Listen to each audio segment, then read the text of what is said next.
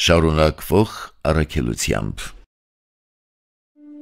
Իր կյանքի ընթացքում Գարեգին առաջինը կառուցեց եւ վերակառուցեց բազմաթիվ եկեղեցիներ, հիմնեց տասնյակ ազգային, կրոնական եւ բարեսիրական հաստատություններ, գրեց անգնահատելի աշխատություններ, տպագրեց բազում գրքեր, իր ոսկեղենիկ հայերենով հարստացրեց մեր լեզուն, սերունդներ կերտեց նվիրական գաղափարներով։ Նրա շնորհիվ 1.5 հազարամյակ անց կառուցվեցին կամուրջներ հայ եկեղեցու եւ քրիստոնեական աշխարհի միջև, հարթվեցին ներեկեղեցական տարաձայնությունները, համախմբվեցին սփյուռքն ու հայրենիքը, բարձրացվեց մեր ժողովրդի ու երկրի հեղինակությունը։ Դժվար ընկալելի իր ներքին ներուժով Գարեգին կաթողիկոսը փոփոխության ենթարկեց իր ժամանակի մարդկանց մտածողությունը դեպի հոգևորն ու լուսավորը, արեց առավելագույնը մեր եկեղեցու սպասավորների մոտ ձևավորելու դեպի ժողովուրդն ընթանալու եւ նրան ծառայելու գիտակցություն, առանց նրա մեր կյանքն այսօր որոշակիորեն տարբեր կլիներ։ Պատմական մեր գործող եկեղեցիները կարող էին մեզ ներկայանալ սոսկ անշունչ հուշարձանների տեսքով։ Խրախուսելի չէին համարվի նորանոր եկեղեցիների բացումը, շատ ավելի քիչ կլինեին շփման հնարավորություններ նոտար եկեղեցիների հետ, առանց թեկուզև համացանցով տարածվող նրա խոսքերի մեզանում առավել տիրապետող կլինեին եսապաշտությունը, ագահությունը, ատելությունը եւ ցավալի այլ դրսևորումներ։ Գարեգին կաթողիկոսը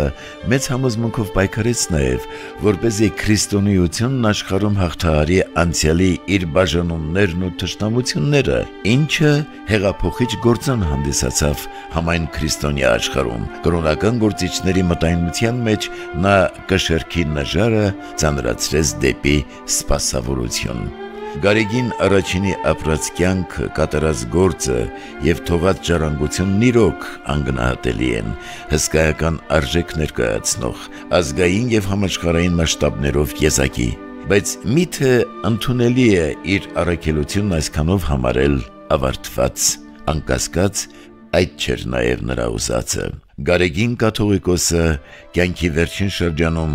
իր վաղեմի ընկերոջը լուսահոգի բարերար Հայկ Տիտիզյանին պատգամեց, որպեսզի հիմնվի իր անունը կրող հայագիտական աստվածաբանական կենտրոն եւ հրատարակվի իր աշխատությունների ամբողջական մատենաշարը։ Կենտրոնը հիմնվեց, այն կառուցվեց Մայրաթորում, թեև վեհապարի անունը հիշեցնելու ձատ լավ կլիներ, որպեսզի կենտրոնը եկեղեցականներին եւ հանրությանը ներկայացներ Գարեգին առաջին վեհապարի գործն ու աշխատությունները, ասելիքն ու քարոզախոսությունները։ Փառքաստու հրատարակվեց նաև նրա աշխատությունների մատենաշարը, այնպես որ Գարեգին առաջինը փաստորեն ստեղծեց նաև բոլոր նախադրյալներն իր առաքելությունը